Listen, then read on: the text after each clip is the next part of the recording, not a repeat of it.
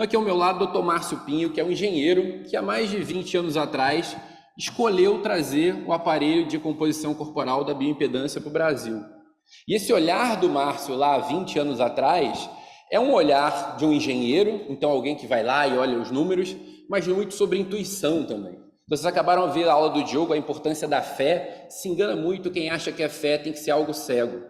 A fé, ela é baseada no que de fato as coisas vão acontecendo, em números, em evidências, e é muito sobre isso que a nutrologia cardiológica vai trazer para a gente. Os números mostrando que a fé do Márcio lá atrás não era só intuição, era baseado muito em ciência.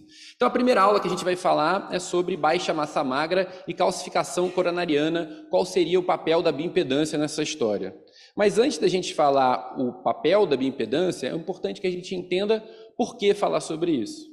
Então veja só, essa frase aqui é de uma publicação do Lancet de 2015.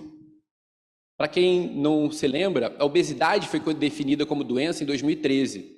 Então, se hoje, em 2024, a gente tem muitos cardiologistas que não sabem que a obesidade é uma doença, você imagina em 2015. E aí a frase de impacto do cardiologista, Dr. Youssef, era: por afetar 1/3 dos adultos no mundo, a doença cardiovascular é a maior pandemia já conhecida na obesidade. De fato, naquela época e até hoje, as pessoas morrem de doenças cardiovasculares, infarto, AVC. Mas o que aconteceu foi que a obesidade cresceu e cresceu muito nesse processo.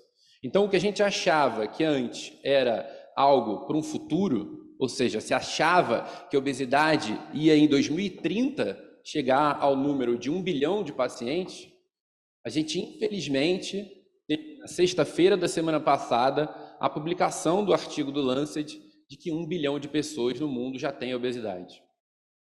É 1 bilhão de pessoas juntando adultos e crianças. Mas esse número acontece por quê? Ele acontece porque a gente demorou a entender que a obesidade é uma doença. Preciso de ajuda aqui para acertar o slide que saiu. A gente demorou a entender que a obesidade é uma doença porque a gente, como sociedade médica, não deu atenção para o tamanho da obesidade. A obesidade ela começa a ter esses números epidemiológicos na década de 80, junto com a AIDS. Veja o que foi feito no tratamento do HIV, veja o que não foi feito no número do tratamento da obesidade. Então, hoje o número é 1 bilhão de pessoas no mundo com obesidade, o que se achava que aconteceria somente em 2030. Então, as publicações, elas chegam para mostrar o impacto da obesidade. E se vocês pararem para olhar o que tem acontecido nos últimos anos em relação à obesidade, sempre no começo do ano a gente tem publicações como essas aqui, ó. O que está acontecendo com a obesidade? Dia 4 de março, 4 de março. Então, o que aconteceu é que desde 2020, o Dia Mundial da Obesidade foi transferido de 11 de outubro para 4 de março. E a World Obesity Federation tem publicado esse World Obesity Atlas, que é uma atualização para chamar a atenção das pessoas sobre a importância de enxergar a obesidade. Mas não adianta só enxergar, ou seja, ter muita informação, se a gente não consegue colocar isso em ação. Se eu tivesse que resumir a aula do Diogo, eu resumiria ela no poder da informação. Ou seja, um time altamente qualificado que não ficou só olhando o paciente emagrecer, eles foram agir. E esse é o objetivo aqui. A gente vai divulgar muita informação, mas a informação sem a prática, sem a atitude, ela não é nada. Então o conhecimento tem que ser aplicado. Infelizmente, a gente não tem feito isso no Brasil nem no mundo. Então a World Obesity Federation ela faz revisões da obesidade no mundo todo e os números do Brasil são semelhantes ao mundo. A obesidade avança. Você acha que é por falta de medicação? Não é. Há mais de 10 anos que a gente já tem medicação eficaz. Mas desse 1 bilhão de pessoas com obesidade, menos de 2% já usou medicação. O grande número de novidade, além desse 1 bilhão de pessoas do World Atlas of Obesity, é que a gente tem mais de 200 milhões de crianças com obesidade. E talvez as crianças sejam um grande símbolo daquela frase: vamos esperar um pouco, de repente ele vai espichar, vai crescer e vai resolver. Não resolve se a gente não atuar. Então, não tenho dúvida, obesidade é uma doença crônica, progressiva e recidivante. Quando você espera para agir, ela vai avançando. Então a gente avançou muito no estudo das doenças cardiovasculares. Tem muitas medicações para controlar a pressão, muitas medicações para controlar o diabetes, muitas medicações para controlar desglicemias, dislipidemias. Mas e a obesidade? Qual o papel da obesidade no diagnóstico das doenças cardiovasculares? Então a gente tenta evitar com que as pessoas morram e a gente vai atrás dos estudos. O cardiologista está olhando para infarto e AVC, primeiro ele foi olhar para calcificação coronariana. Então falar sobre calcificação coronariana, massa magra e bioimpedância é falar sobre a união dos novos tempos. É entender que a calcificação coronariana não é só uma previsão de um infarto futuro, é uma doença que já começou. Mas será que a gente tem que esperar doenças cardiovasculares, comportamentos alterados, para de fato pedir essa score de cálcio? Então, para quem não lembra, o score de cálcio é feito dentro do aparelho de tomografia. Não é um exame para ser feito todo ano, é um exame para ser feito a cada 3, 4 anos. Imagina se você vai conseguir conduzir seu paciente com conduta pedindo o exame há 3, 4 anos. Então, o score de cálcio é validado, é muito importante, mas será que a gente não tem outras ferramentas para a gente ser mais preventivo, como o Diogo mostrou na aula dele, para de fato a gente ajudar os nossos pacientes? Então, a gente tem usado há muitos anos o IMC, que é o peso dividido pela altura ao quadrado. Só que, especialmente nas doenças cardiovasculares, a gente tem pacientes com IMC normal infartando. É o paciente magro, metabolicamente doente. Assim como a gente tem o paciente com obesidade, metabolicamente saudável. Só que o que a gente esquece é que se é diagnóstico de saudável ou de obesidade, não é levando em consideração a quantidade de músculo e gordura. É olhando só para o peso. Então, existem paradoxos dentro da cardiologia que não conseguem ser explicados pelo IMC. E como todo cardiologista está olhando para infarto, para a placa de gordura, começam as discussões sobre cintura e quadril, começam as discussões sobre triglicerídeo, HDL. Mas será que não está na nossa cara que além da massa muscular, além do tecido gorduroso, a gente tem outros tecidos ativos? Então, a partir do momento em que os trabalhos foram publicados mostrando a importância do tratamento da obesidade, as pessoas foram olhar para o que é obesidade. E a definição de obesidade hoje não é mais o IMC acima de 30. É o excesso de gordura corporal que coloca o seu organismo em risco.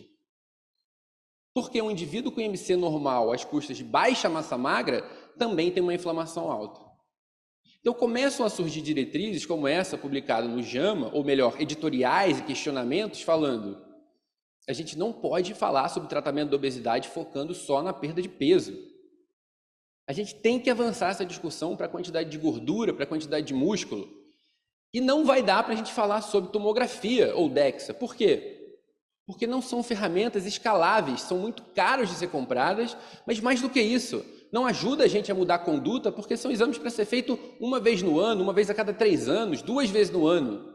O paciente precisa de informação no dia a dia. Então, por isso, a bioimpedância vai ganhando sua relevância. Por ser uma ferramenta que não depende do operador, por ser uma ferramenta que pode ser altamente replicável, com alta acurácia e reprodutividade. E aí a gente volta para falar sobre cardiologia. Então, os trabalhos têm associado a baixa massa magra com alteração do score de cálcio.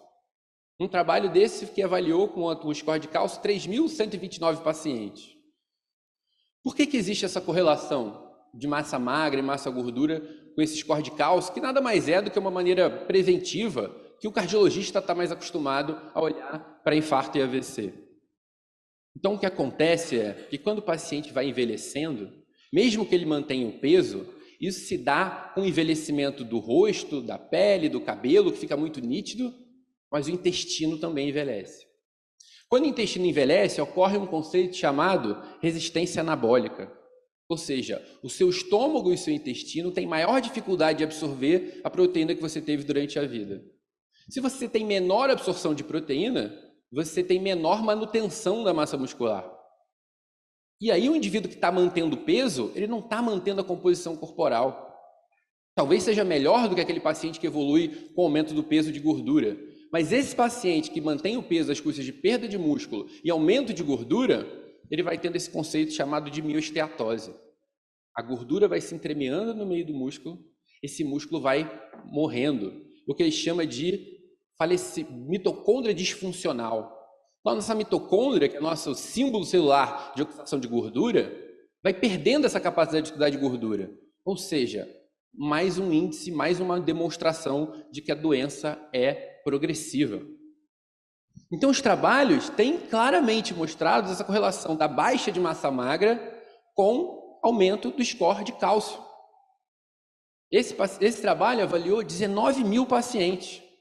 E ele mostrou não só que a baixa massa magra é associada com pior score de cálcio, como, ao avaliar o SMI, que é o Skeletal Muscle Index, ele mostrou que quanto maior, vamos dizer assim, a qualidade do músculo, menor era a progressão desse score de cálcio.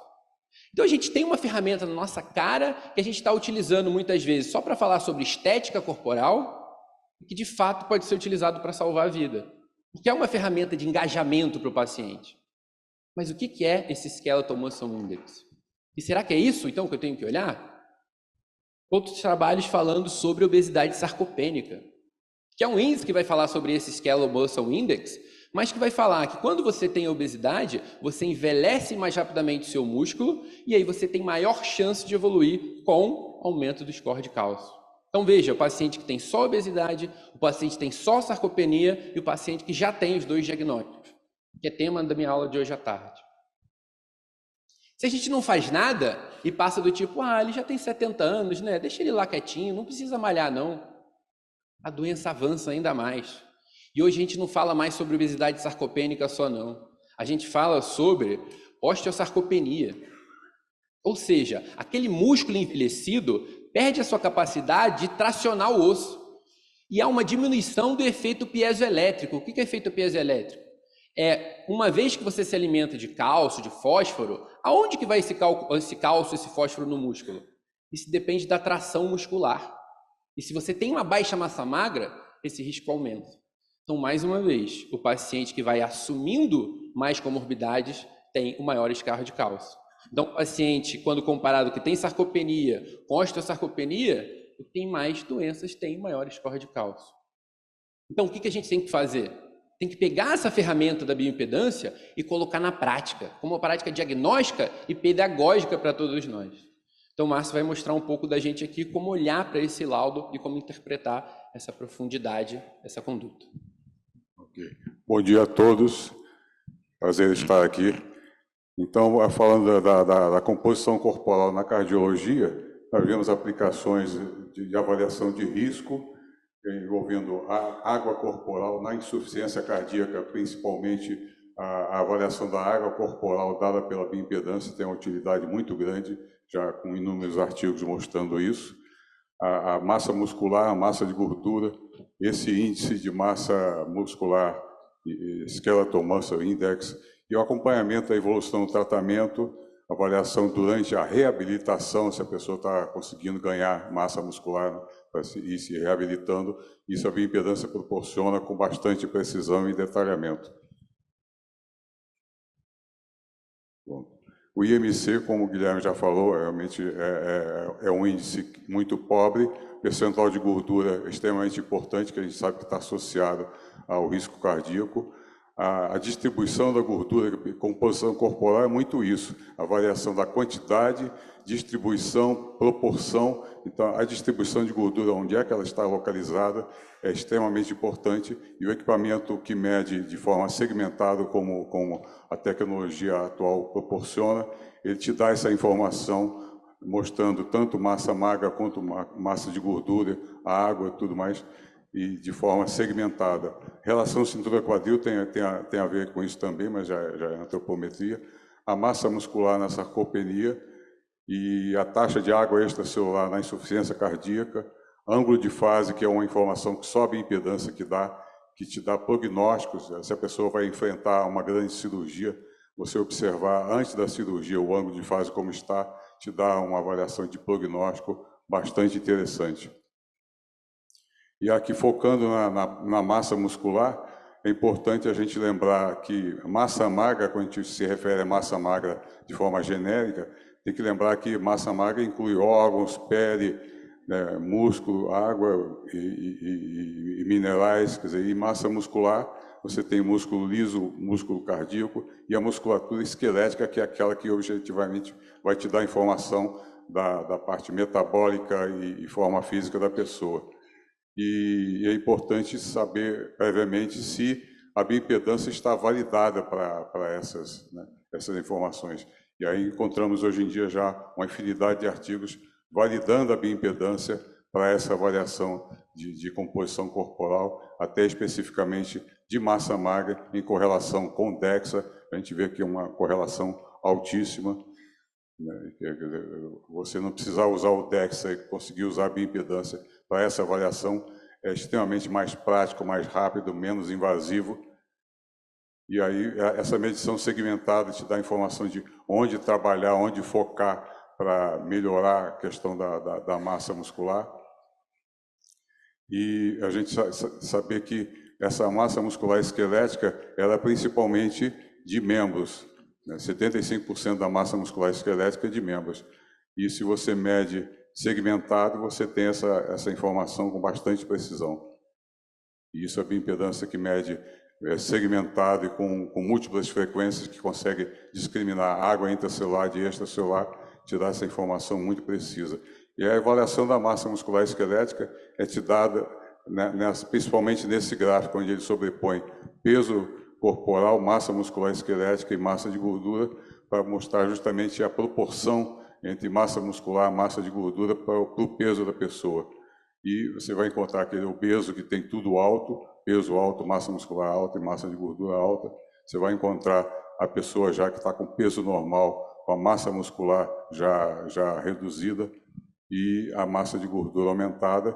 E a avaliação da massa muscular aqui, você pode fazer simplesmente por essa escala, que te dá lá o centro da escala em 100%, que é o padrão. Aqui ele sobrepôs o padrão de peso, padrão de massa muscular e padrão de gordura, centrando, né, esses três parâmetros.